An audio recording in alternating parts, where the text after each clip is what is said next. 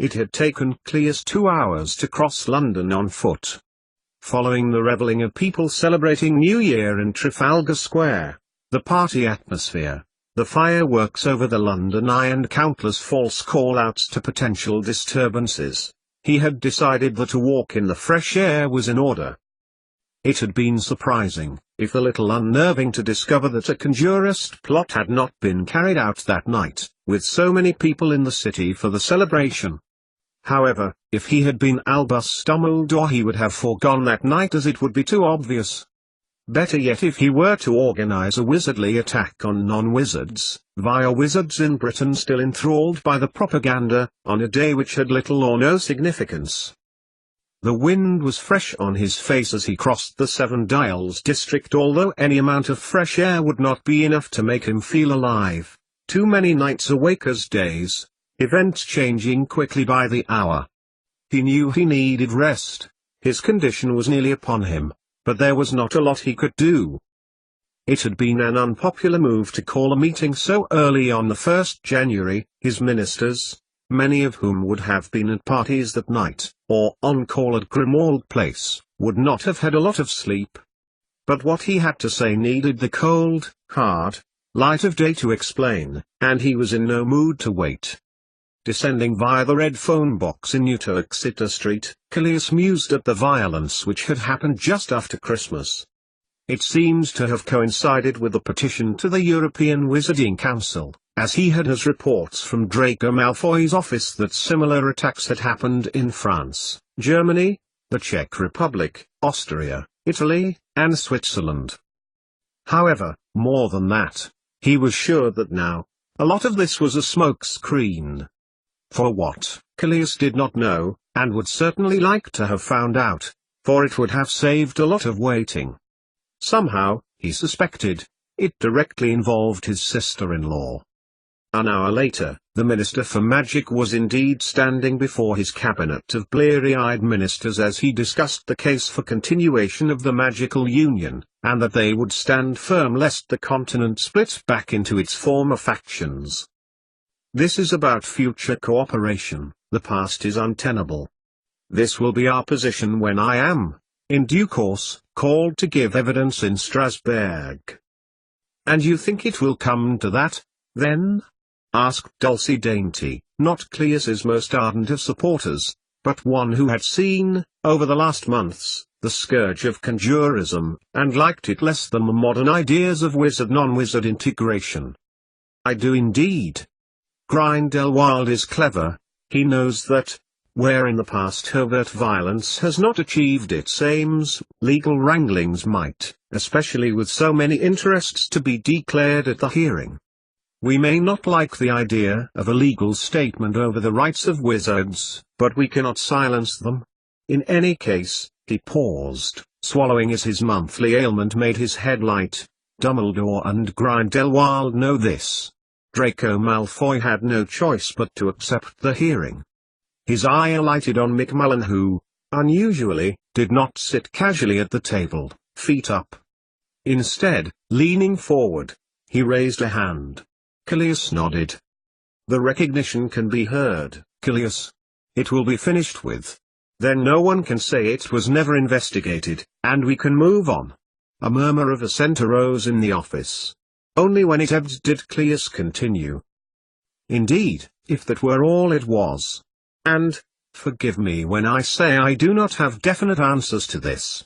As we know, Mrs. Lupin is missing, and we have at least one traitor in our ministry. There was a collective intake of breath as his ministers looked amongst one another. If I thought for any moment it was someone present, I would have done something about this already. But, my friends, not you. They have betrayed us, the country, for a long time, and for some of that time I had my suspicions that the traitor was Vincento, of the Department of Mysteries. Indeed, he was declared a traitor at the Witten hearing. But events have passed too quickly and have too many coincidences to be dismissed.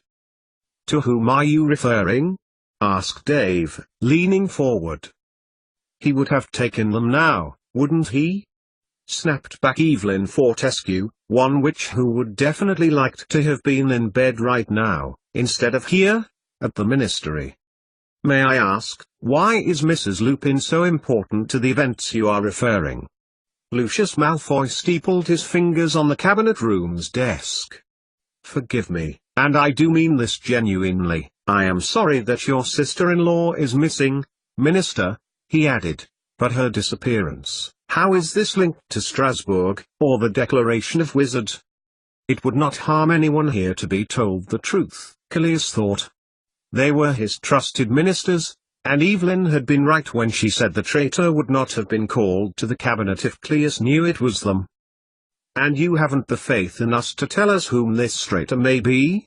Pressed Dulcie, leaning back in her chair, her white grey hair falling over her shoulders. Faith? I wish it were only a matter of faith. Currently, there is a security leak within the ministry, which is why I have implemented a minimal information sharing policy under emergency measures until this is rectified. Very prudent, agreed Dave Mullen. And you have us still looking for Cecilia? Indeed, replied Callias. The search has begun Europe-wide. I had a meeting with Draco Malfoy this morning. You know, or at least, many of you know, that Cecilia Lupin emerged from beyond the veil nearly 13 years ago. Where she came from, I do not know, she may not even know herself. I recall she gave you a nasty thump in the face, Lucius. Lucius Malfoy raised his eyebrows, smiling a little. Indeed, he replied. I remember. It coincided with Tabitha Penright's experiments. She went beyond the veil. Cecilia emerged almost at the same time. We know that the veil is linked to memories which are stored in pensives. If you can recall the meeting we had just before the attacks on 30th October, I expressed my concern that the portable pensives might be being used to coordinate attacks as well as to transmit nefarious information to naive ears, such as the art of the wise. Tabitha's objective is to investigate the physical link between the world of memories and ours. She proved that it could be done, and we are waiting for her return. You have had no word from Miss Penright, then? None. Save for confirmation that the memory used against Sam Potter at the Witten hearing was indeed false. Whatever Tabitha experienced, the memory store did not tolerate being cheated. But Mrs. Lupin's arrival was unexpected. No one except Tabitha was supposed to come back through, and even then, that was expected to be months away, according to our measure of time. I, agreed Herbert, stifling a yawn.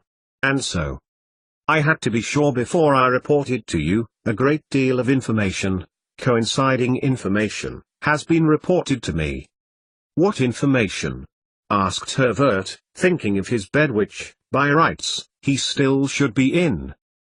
There have been corroborating reports of areas weak in magic around the country, spells not working, or not working as well as usual, more disapparitions resulting in splinching, even to the most experienced of wizards, not just newly of age wizards and witches. Maybe an imbalance of magic? Suggested Mixed Twin.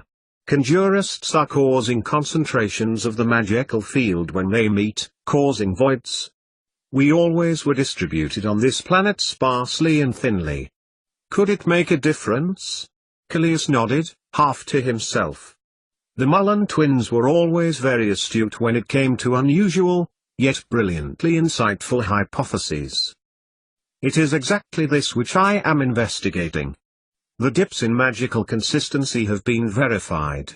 I am to put Gregor onto it, and a couple of the unspeakables. Yes, Dulcie. Dulcie daintily cleared her throat. You called us here so early in New Year's Day so the Aurors can begin to investigate what you say, areas of magical influence? It's not that in itself, Callias clarified, guessing correctly that this would be raised. The polarization of magical energy has always been there, and has, more or less, existed. But, it is accelerating. More places are becoming concentrated, and more are getting less. Injuries have increased over the last month. Even the Hedgewood's Express flicked into existence between platforms 9 and 10 at King's Cross when the wizards returned home at Christmas. We had to use the balance of probability clause in the use of magic against non-wizards Act of 1976 to alter the memories of scores of non-wizards. They could have been told it was magical, but whoever would have believed that when they think they had just seen a steam engine appearing to pull up through the platform and into the brick arches? No, concluded Cleus, beginning to pace as the strain of overwork was beginning to inflame his symptoms, despite his wolfspan. This is a matter which needs our close, covert attention. There is more to this than meets the eye, and this, the disappearance of Cecilia Lupin and the petition are not unrelated. Callias paused, collecting his thoughts. Now, on to the next part. It was a risk, but a calculated one. One which, if mishandled, would throw the world into disaster, and it really would be all his fault. As you may know, when Cecilia appeared, she was afforded care by Aberforth Dumbledore, faultless, humane care. She met, and married, my brother, and had Septimus. And that should have been the end of it. However, somehow, Cecilia's origins became a matter of interest to Albus Dumbledore and Gellert Grindelwald. How this happened is open to speculation. But the one thing that is certain is that Cecilia arrived with 3 intransmutable objects. Intransmutable objects? Asked Trod Lestrange. Aren't they just theoretical? Not to the Mysterious they aren't, or at least theoretically. Even Tabitha Penright did not bring one back through the veil last time. However, it has been proven through their atomic energy signal that they are. Or at least they were. 2 of them were stolen from very high security inside the Ministry, here. The other, well, we do not know about the third. And who do you believe has stolen them? Asked Lucius Malfoy. Albus Dumbledore, replied Callias, softly. Via the traitor. And why is this relevant, Callias? Pressed Herbert. They have a different magical signature. Not seen since the Middle Ages. Wherever she came from it was a long way away. The intransmutable objects, however, had an energy wavelength which corresponded exactly to the fundamental natural forces, those which are held in highest regard by conjurists. There are 4, Callias continued, and all magic can be traced back to when the first electromagnetic waves were produced. Wizards, by definition, and those other magical beings who never evolved separately, could metabolize the energy and thrived. Some developed and passed on the ability to manipulate energy. Some did not, and chose to live separately. We, or rather Lily Potter, and then Harry, who since has taken over the work, have found out that, back in medieval times, non-wizards were protected as long as they didn't expose themselves to too much magic, and a type of immunity could be acquired. All obeying natural biological laws. Old magic relies on use of basic spells that relate back to objects or places, people's hair or fingernails. Physical ingredients. All emit their own characteristic magical signature. This is why wands vary in success according to owner, why spells have to be intoned in a particular way. Old magic invokes the 4 main forces at once, gravity, electromagnetism, strong nuclear force, that holds matter together, and weak nuclear force, that allows for decay. If a spell can attune to all of these forces, it's old magic. And of course, only wizards can do this. But why? This is the magic we all do, every day. Because it's not really to do with old magic, is it? Peaceable Furness declared, his voice ringing out clearly. Isn't it? Can't you see? It's to do with Dumbledore and Grindelwald seeking to control.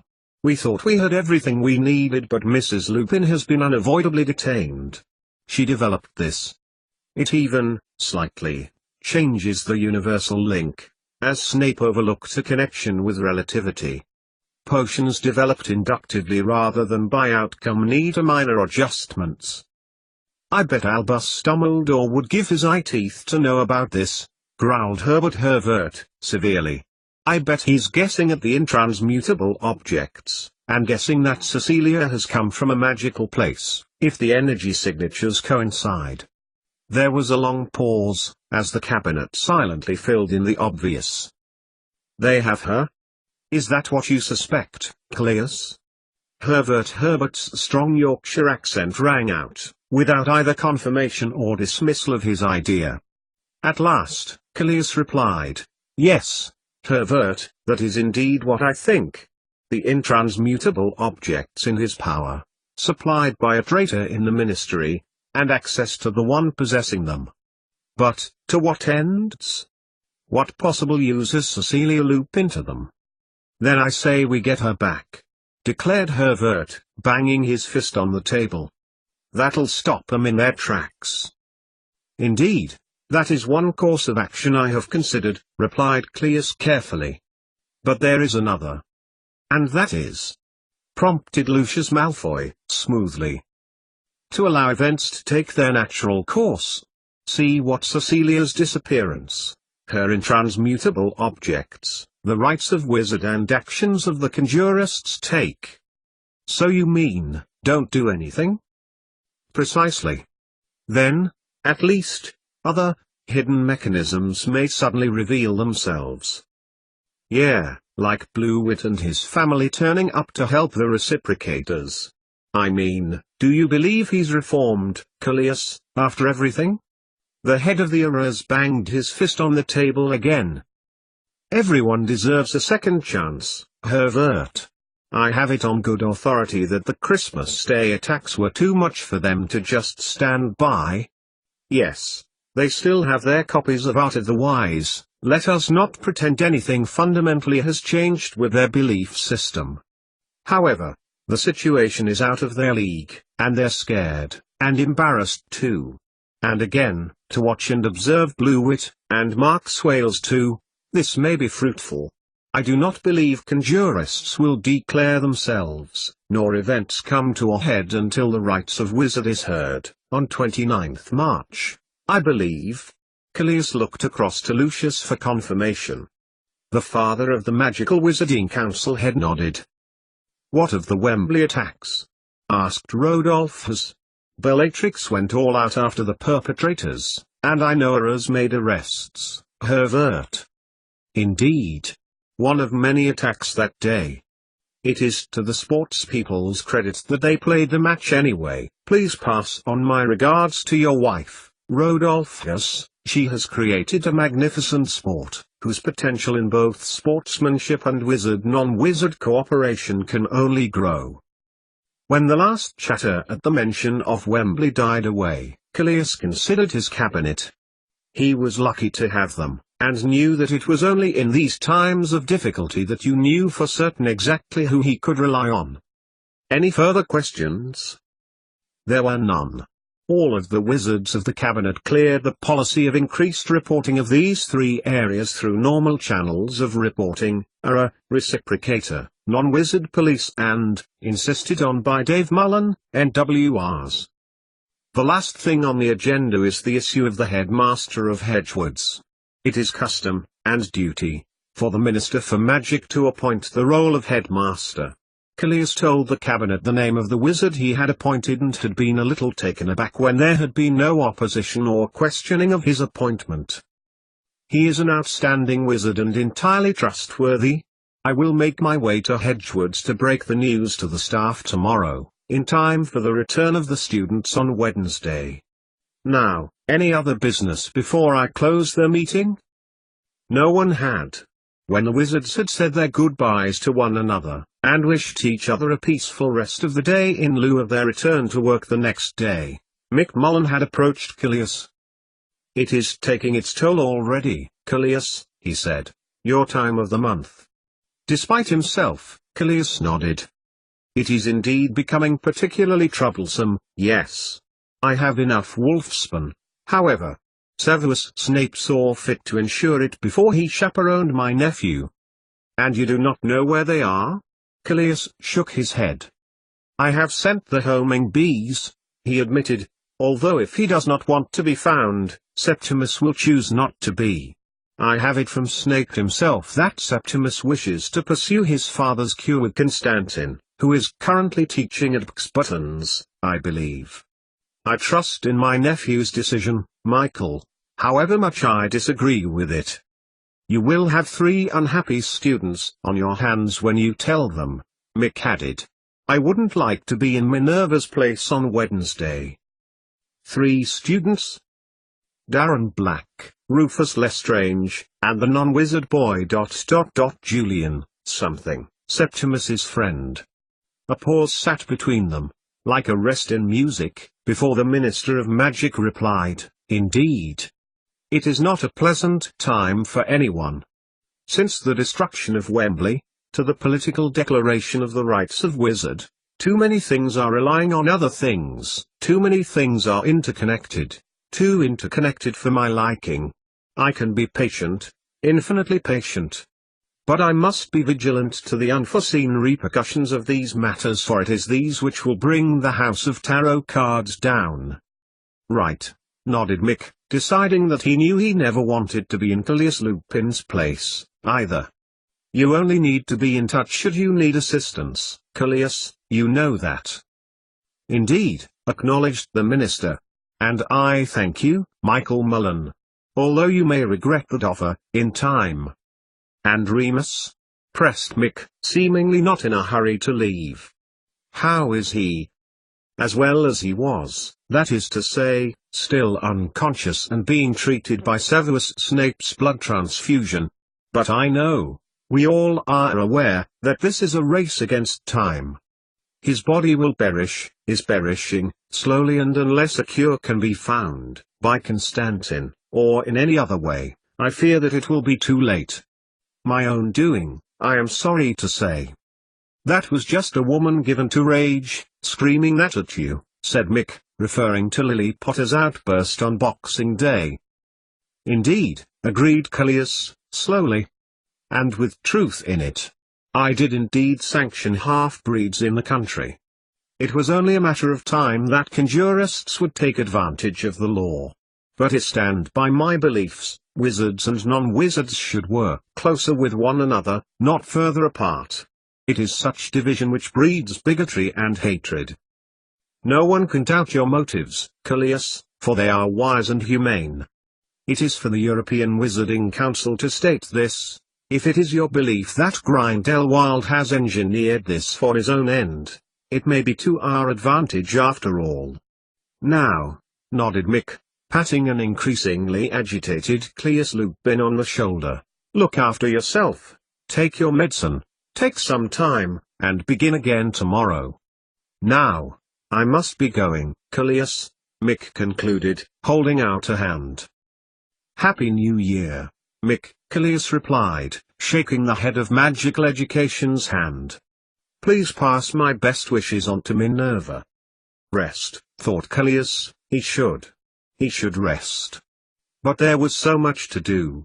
First of all, to wish his brother the best of the new year, and new decade, hoping that Lily Potter would not yet be at his bedside.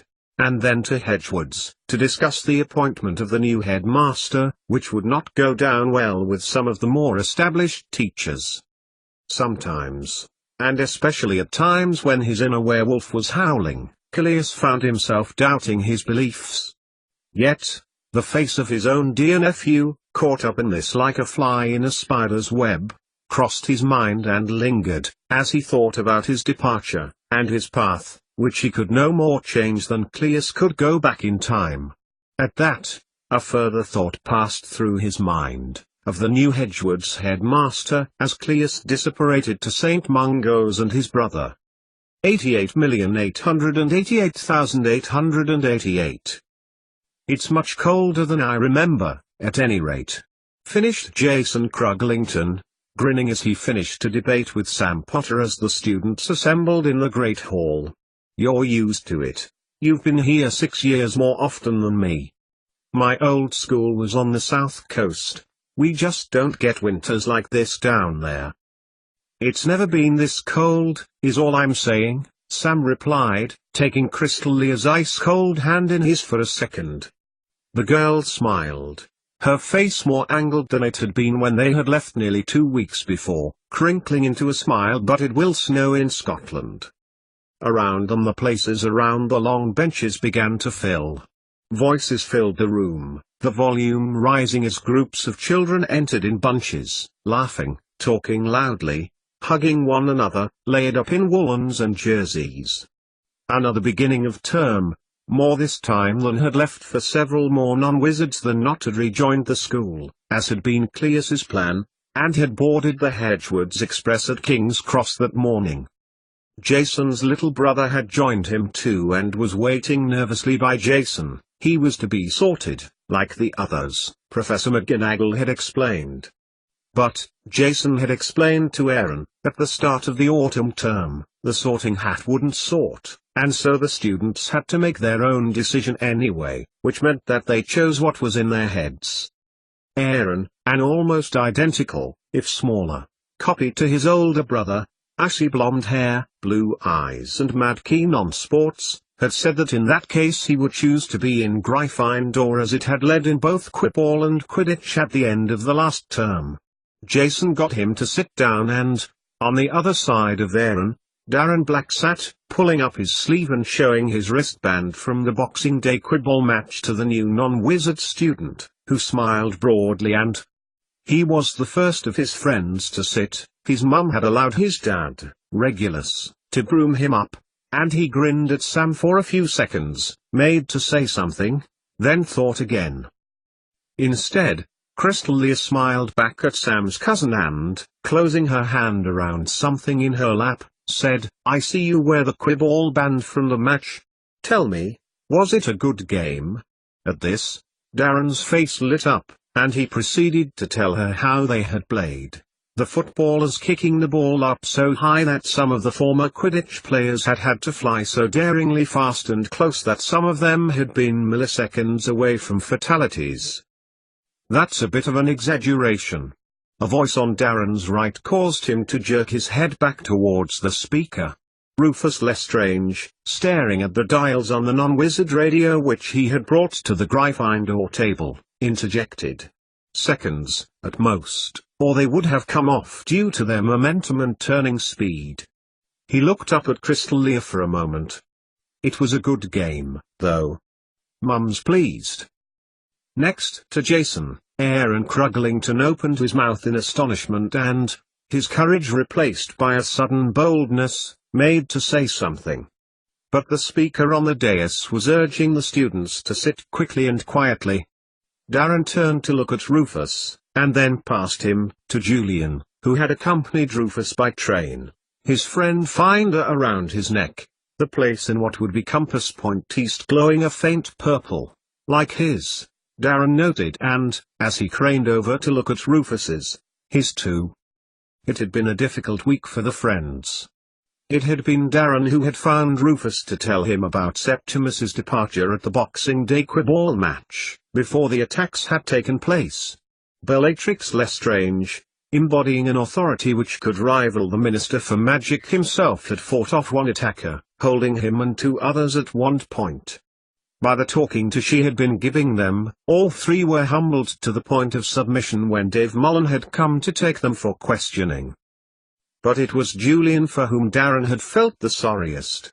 It was at the station where he had been told by Cleus of his friend's departure with the headmaster and, living so remotely in the Lake District, hadn't even been in touch with the news and knew nothing of the Quibball attacks, nor even the nationwide broadcast of the event. To his credit, Julian had taken it well. Darren had thought, and had said he had known something must have been wrong. Septimus had promised to visit, and his friend finder position had not changed. Darren had then spent the rest of the journey patiently listening to Rufus discuss his plants, the radio experiments he had planned, and Doriel, who his father had been taking care of for Septimus, and now, by extension, was in his care. Julian had sat very quietly for the rest of the 7 hours to Hedgemede as Rufus had gone thorough in tortuous detail how he looked forward to building on the training he had begun for the lower hunt and link it into their natural ability to respond to radio frequencies. Now, as the last glimmer of hope Darren had had of Septimus being at Hedgewards when they got there with Professor Snape, he turned back to what his Uncle Kay was saying from the raised platform at the front of the Great Hall.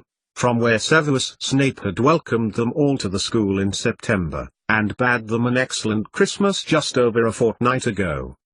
And now they were sitting at the Gryffindor table, having watched the first year's self-sort, looking around at the students, who were, as they were, keen to be back. Before they had sat down, their head of house had called them over, talking first to Julian, with Adam Moyne and John Tallick about their return, and that they needed to report anything unusual with themselves or their health to her. John had shown her that he had a measure of magical ability, and had asked to borrow a wand to show her he could do the levitation spell which Professor Flitwick had taught them on their very first lesson. Once Adam and John has been sent to sit down by McGonagall, she then went on to ask both of them if they knew the whereabouts of Septimus Lupin. "I had to ask, as you are his close friends," Minerva told the boys. "You, Mr. Black, were one of the last to see him." Both Darren and Julian shook their heads. "Then I can tell you that, wherever he is, Septimus is in the company of the headmaster of this school. Severus Snape, the most gifted, most talented wizard. We are welcoming back the non-wizards, and yes, I did say Severus Snape, for he is no longer your headmaster for the time being." And here, thought Julian as the Minister for Magic addressed them, was Professor Snape's headmaster, somewhere up there. A few of new teachers caught his eye as he looked around to try establish which of the three it was, including Huggy Bear and Longbottom, although it was his friend that Professor Longbottom was happy to see returned. "As you all know, to a greater or lesser extent," began Callias Lupin, looking as if he had aged a decade in a fortnight, "that recent events in the country over the holiday period have been distressing and dark times. Our island has faced many threats over the millennia: war, conflict, invasion. And yet, the people of this land have yet to face adversity with anything other than stoicism, courage and fortitude." He surveyed the students, some of them whom he had considered would not return, how ill they had been in the last term. There were even some new students, whose parents had decided it an excellent education and had been impressed with news of it from non-wizards' student autumn term. There were some further, from wizard families who were protesting to the admission of non-wizards by boycotting Hedgewoods, but that didn't amount to many. Those who had not come back in September had been sent to either Buxbottoms or were being educated at home while their child was considered for a place at the Durmstrang. "I don't know about you, and I know Mum and his mum were fighting against the conjurism, but, well. Fraser Blewett." He glanced across to the second table over from them, to the places nearer the front occupied by Fraser and Henry Swales. "I know," replied Julian, the conversation bypassing Rufus, as usual, who was adjusting the dials on his radio, having thanked him profusely for what was perhaps the 100th time, the power to the machine being off no deterrent to him. "The non-wizards," said Callias, moving his hand towards the tables, "have returned to you. We are a united school. Despite incidents during the holiday time, we are as strong as ever we were. We are a proud nation, one of inclusion, tolerance, fairness to all. By being here, non-wizards are pioneers in education, and by being accepted, you all are demonstrating the spirit on which our country was born." "Hardly," whispered Darren, who rarely had an opinion. "Mum said there has always been fighting between wizards and non-wizards, all the way through history. It's because both lots of people want different things and they find it hard to see each other's points of view. By returning to Hedgewoods, I welcome you to a new year, and, yes, to a new decade.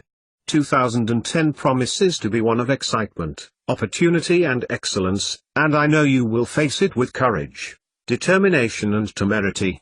So," he nodded to the table of staff, McGonagall still there, as was Grocott for potions, Flitwick for levitation, the ghost bins for history of magic. "So, there is just one thing left for me to do. I introduce you to your new headmaster, who will be your teacher for defense against the dark arts, practical defense in place of Professor Snape, who is, temporarily, indisposed." He will also be teaching you practically in this subject, in order to prepare you for your lives in what are, at the present moment, uncertain times. He nodded towards the students slowly. The dark arts has been practiced against both wizards and non-wizards in centuries gone, by those wishing to exert their influence over others, in the form of earth magic, hedge magic, which led to power and control over the weak and the vulnerable. Though those days have gone, there are some in this world who would have this back again. "Conjurists!" shouted someone from the direction of Ravenclaw.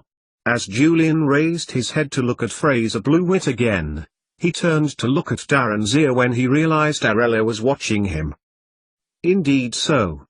It is my pleasure to announce to you your teacher for this new aspect of your subject, as well as your new headmaster. That's who he is. He doesn't look much older than Sam Potter. Lindveld Halen." Applause filled the room as the young wizard smiled at his new charges. He thanked Cleus Lupin for the kind introduction before looking around at the students. "Welcome, welcome all back to school, all of you. As headmaster, I wish to stress that my expectations you are no less than those of your previous headmaster.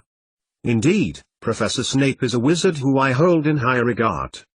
He was once a student, like you, sitting at a table listening to a headmaster discuss challenge, expectations and quality in academic achievements, and he grew and flourished, becoming one of the most celebrated potion makers of all time." He turned his head to each table as he spoke, looking up and down the rows. "But it is much more than that. Tomato, Draco Dormeans nunquam titil and asciad another, sign on or nihil. Nothing without honor, nothing without conscience. Keep these words close to you for, someday, we all may tickle a sleeping dragon, and we must know that, however we deal with the consequences, never make it without honor, being true to yourselves, your houses, your school, your families and, as the minister has already discussed, your country in its time of uncertainty and difficulty. May we all make the right choices, for the good of us all, and trust those who make decisions on our behalf do the same for us." He glanced across to the Minister for Magic, then nodded briefly.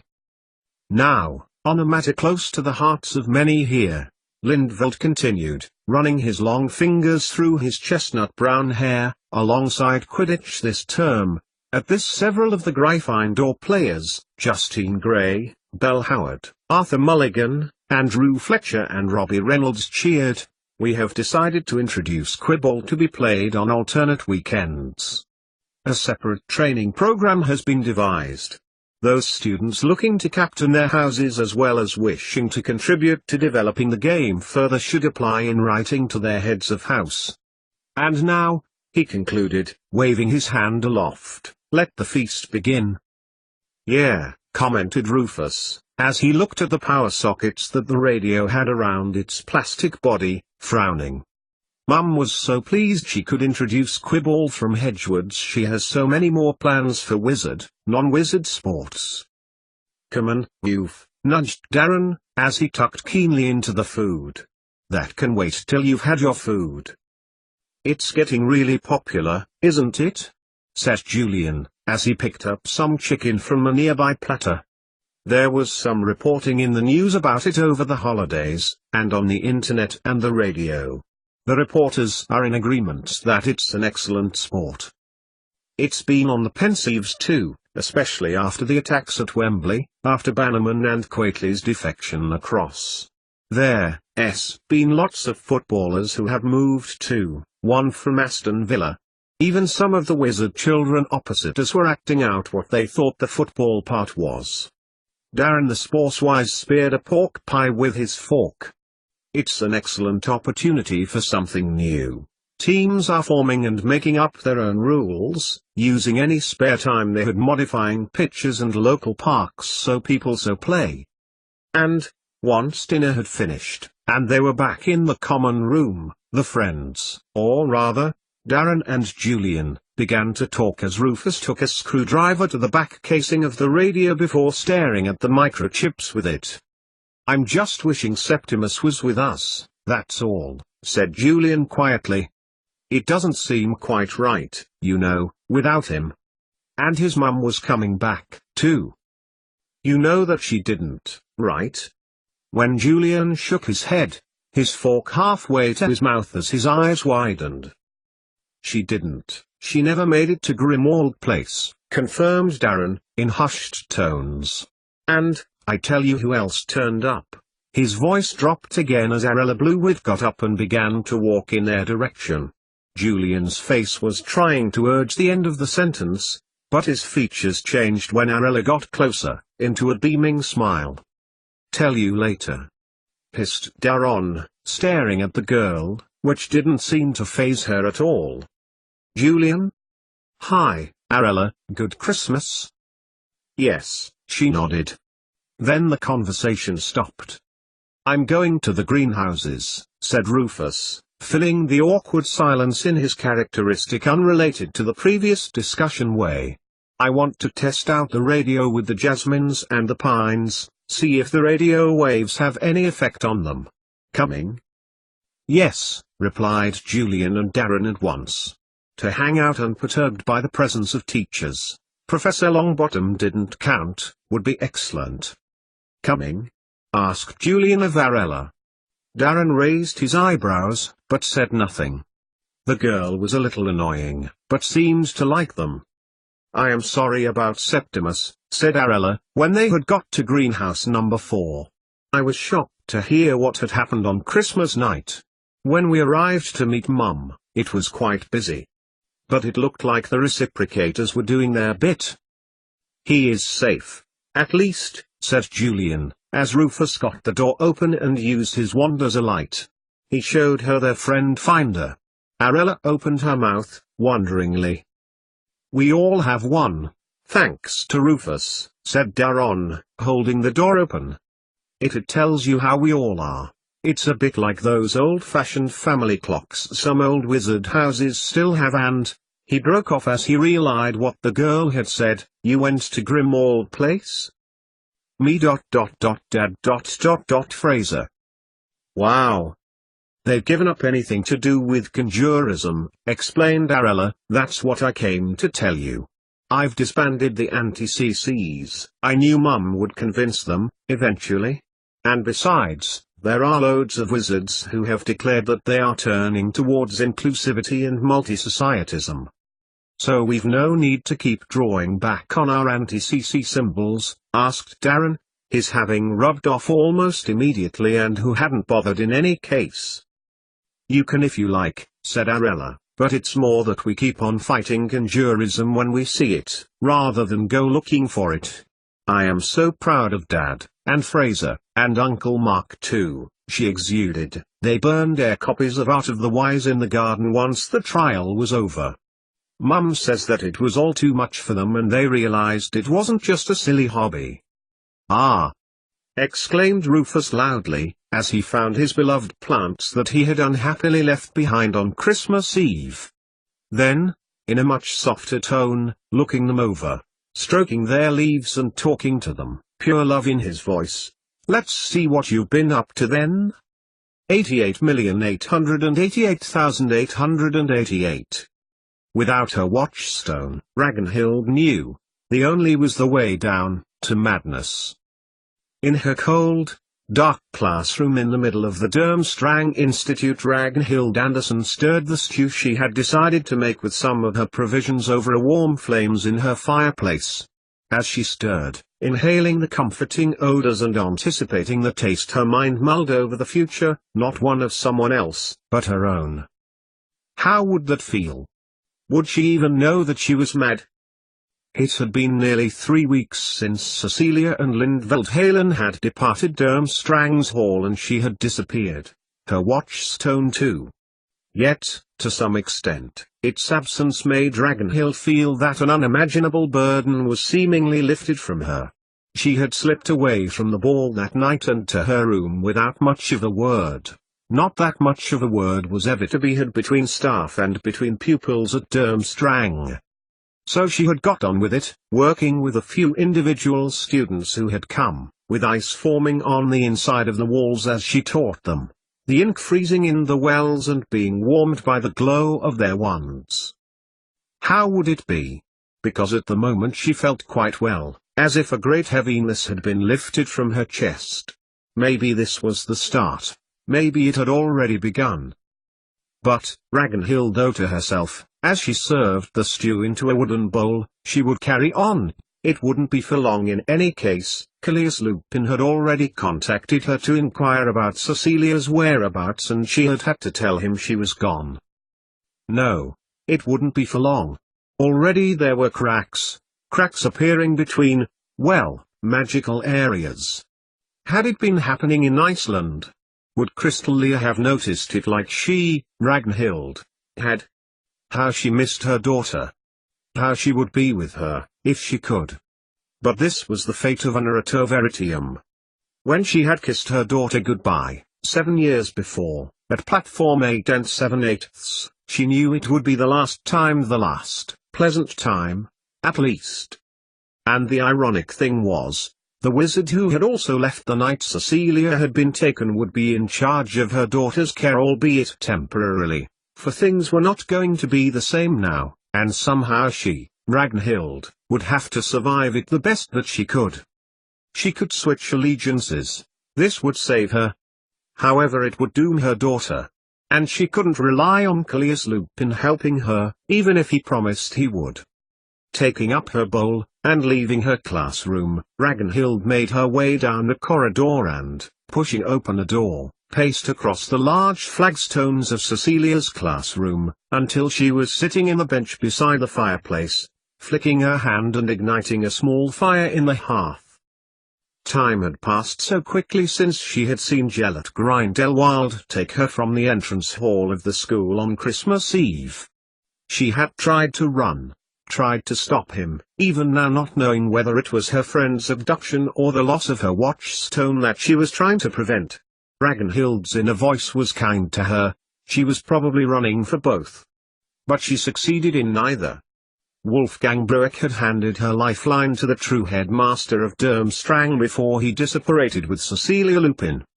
Taking a sip, although not tasting anything of her stew, Ragnhild wondered whether she would even feel it. Would there be pain? Would she know that her body's endocrine system would become out of equilibrium and overwhelm her physiological workings? Who knew? She could just carry on. She must just carry on.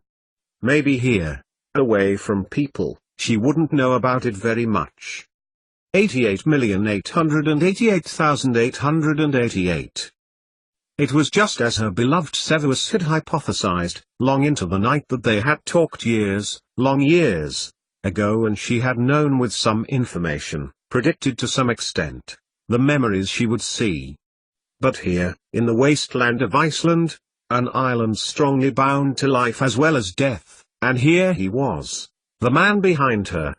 It was here he had begun, where he had, like the Norse travelers of 1,000 years ago, sought a new land. The memories had accreted here, joined and linked. If she were superstitious, she could think it was luck. If she were a conspiracy theorist, then she would believe something or someone had assembled the memories just for her to find. But Tabitha Penright knew that, in this place, these memories had no form or being. In reality, memories had no dimensions or essence, but it was her mere presence that was giving them existence. And right now this one exuded coldness and dullness and, in a few hours, the northern lights. Just beyond her, in the memory, was an overhanging rock, seabirds lining its outer crags. It was hard to know the date, judging by the landscape. Iceland had barely changed since Norwegian habitation, although there did not appear, from Tabitha's vantage point, any modern-day lighting or amenities. No roads, for that matter. So she was here then, in Iceland. So soon? It seemed like only 10 minutes ago that she had seen the last of Gregor's face, impassive as she left the living world, and found the first memory, one connected to. A wind blew across the open landscape, low ground with few tall natural features carrying the air in a wide-ranging field. Its connection to the other memory was no mere coincidence. Memories connected to one another in this place, Like bubbles, like cloud formations, Turpo the Fowl was not part of Iceland's story. His had been in the interlinked one which Tabitha had seen connect to this by a memory tendril. By contrast, his memory's climate had been humid and warm, and existing, with a turule bird sitting on a rock near his home, presumably 500 years before R. Yes, there was not doubt about it. Tabitha stepped carefully upon the icy rock as she made her way towards the ridge. 500 years before, the man who had found the only source of iron aluminium silicon oxide mineral was there, of that she knew, and a whole line of witches would be able to trace their ancestry to him. The man who sought to hide the immortality 600 years ago. Iceland was just an island of Norse descendants living off whale and fish. Communications with Irish, Scots, Shetland Islanders, Faroe Islanders. He wouldn't hide for long, or rather, he wouldn't have been able to. But it would be enough. For his time, at least. Into the gloom Tabitha trod, and was surprised at the warmth the cave beneath the overhanging rock contained and, too, the light. Light irradiated the interior of the rock, its angled, translucent facets glowing like precious stone. And, of course, it was precious too. Miss Tabitha Penwright. Is it really that time? A face smiled weakly from the back of the cavern. He went by any number of names, of course, but there was only one for the here that mattered, and she nodded in confirmation and smiled again. It was a long time since. Since she hadn't seen him before yet. Well, I knew it would be soon. Nicholas Flamel, young in years but with a position, holding into the rock face with one hand, seeming to draw life from it. Is it today, Tabitha Penwright? Come in, come in. Where shall we start? 88,888,888. It had not taken Hermione long to be back at work. Indeed, dispatches had been sent to her over her supposed holiday, and Harry had not had it in his heart to ask her not to. Besides, it had been as much of a shock to her, the events of Boxing Day, as much as him, and throwing herself into work was a salve. He had interest in what she was doing too, for he had been back at the historical records, searching for old magic references, not for triangulation back with Felixson's book, but back because of the right of wizard petition. Now, the weekend after New Year, and both had work to do. It had been a little exciting. Harry had to admit, pursued Severus Snape and Septimus Lupin for a couple of days using a tracking spell, which Hermione had overlooked registering at Strasbourg had led them in pursuit of the wizard and boy, until all three of them had decided it was crazy. They couldn't spend all their time following them. Besides, Hermione had a mountain of legal work to do, with the right of wizard petition hearing looming. Conjurist petition, more to the point. They had tracked them to the south coast of England, following the boy, walking, and the wizard, striding, with no attempt to conceal themselves. Then, having taken a ferry from Poole to Cherbourg, eating sandwiches as they sat on the public seating on a turbulent, overnight crossing, the three friends followed as the two travellers continued their journey. They seemed to be heading south, in France, and, Hermione had said, when she had returned, having placed a stealth censoring spell on both of them, despite both Severus and Septimus were not undercover, and was able to track them through her PP, a sort of global positioning system. They're just at the northern border of Aquitaine, said Hermione, picking her head put of a blue cloud which had projected out of the PP. I wonder where they are going? France, said Ron, picking up an apple from the worktop bowl, biting into it. Very insightful, said Hermione, rolling her eyes as she closed the top of the portable pensieve, causing the blue glow to disappear. Why did he just go off, though? Asked Harry, opening the Daily Prophet and noting the article by Anaxagoras Tring, head of non-wizard liaison, praising the good work that the NWRs were doing in repairing community relations. I mean, I can understand that he stormed off when he heard what my mum said. Bloody hell, I almost did, and I wonder how Sam managed to stay. but that they are on the continent now means there is something planned. Plus, Hedgewood is without a headmaster. Hermione looked at her fiancé, eyes wide. Oh? Didn't you know? The headmaster change was planned in any case. Sirius sent a memorandum to Draco Malfoy, which I had filed. I thought that he must have shared it with the reciprocators. Who? Don't know. But, I bet it will be someone from the ministry. McMullen, perhaps? But, someone new Severus Snape would not see in the spring term. I expect we'll find out, at some stage. It is the Rights of Wizard petition that's taking Draco's time now. He's taking it seriously. As is Sirius. I have had to fill in for Mum.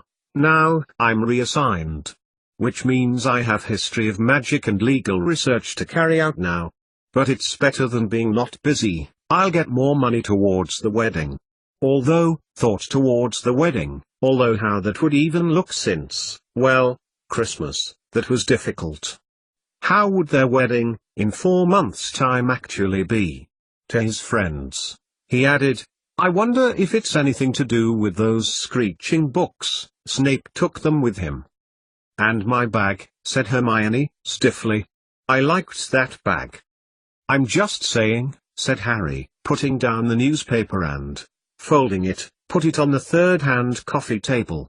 I have this feeling that something about them, and Septimus's disappearance with Snape are connected. Did you see Sam? Asked Hermione, changing the subject. With Dad. Mum is spending a lot of time with Remus Lupin. He's still unconscious, he added. When I was round at Grimmauld Place, they were both there, with Sirius and Frey. Harry broke off, looking guiltily at Ron.